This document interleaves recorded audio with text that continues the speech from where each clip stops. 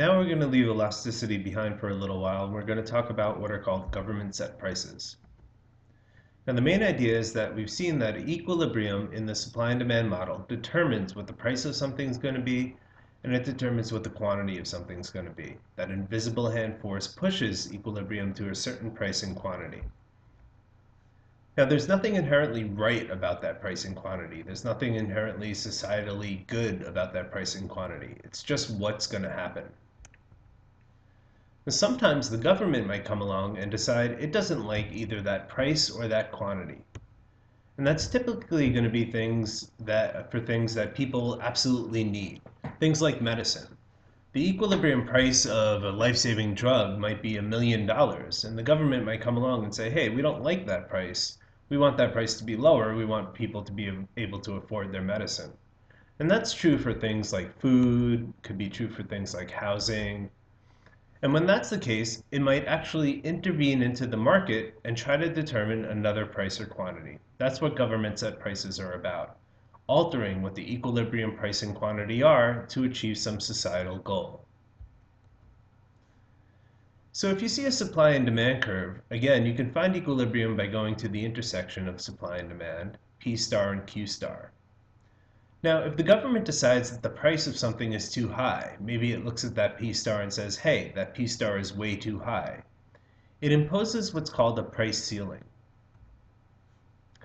A price ceiling is a price set by the government. It's essentially the government coming along and saying, you know what, the price of medicine is $1 million according to the market. We're going to pass a law that says you can't charge more than, let's say, $500 for the price of this medicine. Now, the key to a price ceiling is what it does to the market. PC in the graph might be the price ceiling set by the government. Now, counterintuitively, in order to be effective, and that word effective is important, effective means we'll do something to the market. In order to be effective, a price ceiling has to be set below equilibrium, which is counterintuitive. You think ceiling, ceilings are up high, it must be up high, just the opposite. What we're doing is setting a limit, an upper limit to what we're going to let prices go to in this market. We're not going to let them go to P star anymore. The government's setting a lower price above which the market is not allowed to go. And if you follow that price across to where it hits both the supply and demand curve, you'll notice something going on. Follow that price across to where it hits the demand curve. Here's the price, here's the demand curve. At this price, this would be the quantity demanded. People want to buy that much at that price. That's what a demand curve tells you. For every possible price, how much people want to buy. A supply curve tells you for every possible price how much producers are willing and able to produce. And you'll notice that at this price, following it along to the supply curve, producers are only willing and able to produce this quantity. It doesn't matter if people want to buy this much. If producers are only going to produce this much, that's going to be the new equilibrium quantity. We're always limited to the smaller of either supply or demand when we get away from equilibrium. That has an effect on the market. Specifically, it causes shortages. That's what happens when the quantity demanded of something is greater than the quantity supplied. And that's the problem with price ceilings. They tend to cause shortages for the goods that the government is trying to lower the price on. We'll see an example of that in a minute.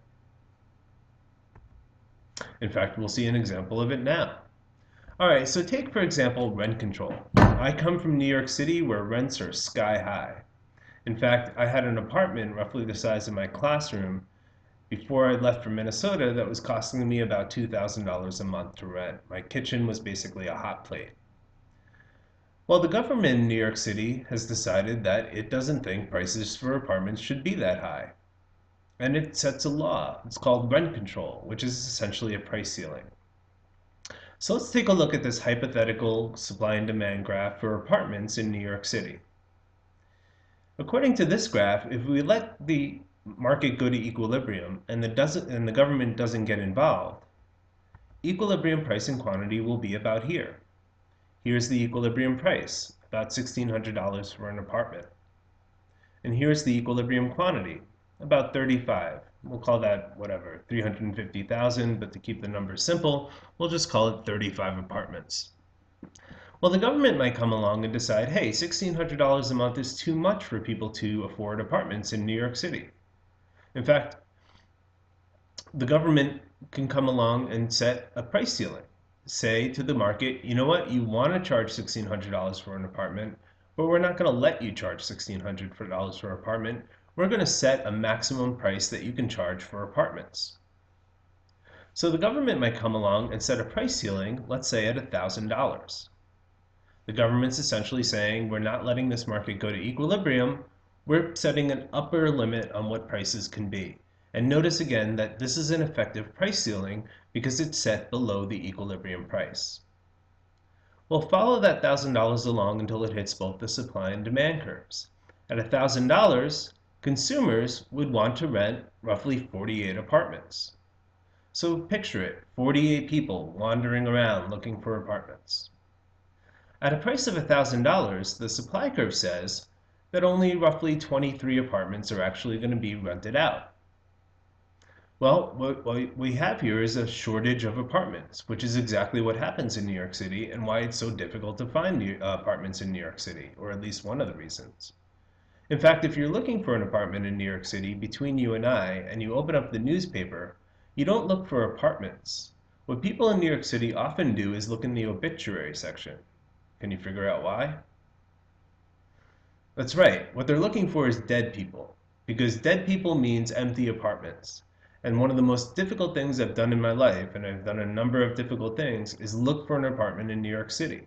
It's hard enough to find apartments. What this government law has essentially done is make it even more difficult to find apartments. Before the price ceiling, there were roughly 35 apartments being rented out. After the price ceiling, remember we're limited by the lower the two quantities, we only have 23 apartments rented out. So there are winners here, and the winners are the people that actually get to hold on to their apartments and get to rent apartments because they're going to be paying less for them. But there's a cost to messing with the invisible hand. You mess with the invisible hand, and the invisible hand will slap you back. And the cost here is that they're actually making the process of finding an apartment more difficult. All right, well, that's an example of a price ceiling. Let's talk about the other possible example, which is when the government decides that the price of something is too low. Maybe it's trying to help out farmers. This might be the supply and demand for something like corn. And the government might decide, hey, at this price, farmers simply can't afford to live. Well, let's set a law that says you can't charge below a certain price for corn. When the government does that, it constructs what's called a price floor. And again, counterintuitively, in order to be effective, in order to do anything in this market, price floors have to be set above equilibrium. What the government's saying is that you cannot charge a price lower than this price floor. If we set the price floor down here, it would simply have no effect on the market. Because what the government would be saying is you can't charge a price below this price. And what the market would say is, well, we're not. We're charging a price above that price, B star. So to be effective, price floors have to be set above the equilibrium price.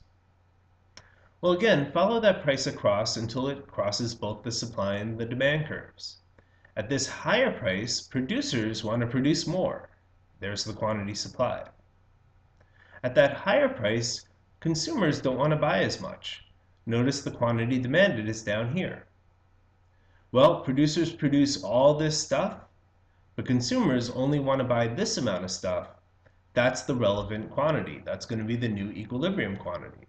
Doesn't matter how much producers want to produce if consumers are only willing to buy a certain quantity.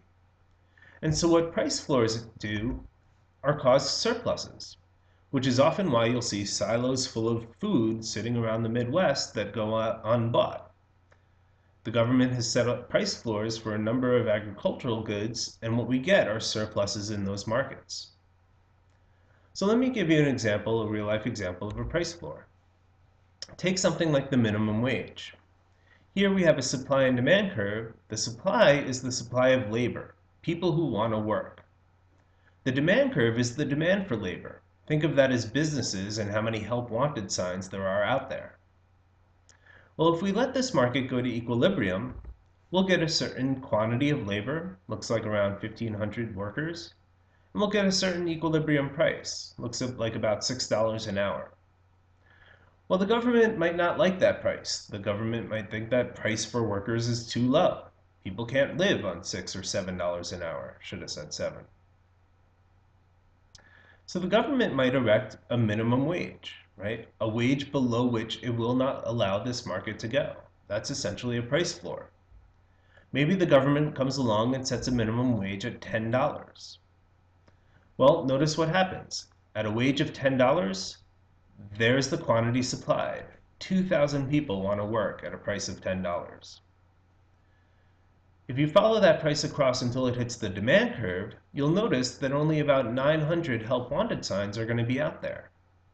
Doesn't matter if 2,000 people want to work if there's only 900 help wanted signs out there. Again, we're limited by the lower of the two quantities. So the equilibrium in this market would be an equilibrium price of $10, which is set by the government. The equilibrium quantity would be a quantity of 900 workers. Notice what's happened. The government has just caused a surplus of workers, this distance right here. So again, there are winners and losers. If you're one of these lucky workers that gets to hold on to their job or get a job, you're going to get paid more, $10, as opposed to $7. On the other hand, what the government has just done is reduce the amount of workers in this market. And if you think about who are the primary recipients of the minimum wage, they tend to be white, upper middle class teenagers. What we're essentially doing is making it easier for you guys to buy iPads at the expense of all these people, roughly 600 people, who are now going to lose their jobs so that you can have a retina screen. All right, again, government set prices come along with the best of intentions, but when you mess with the invisible hand will mess with you back.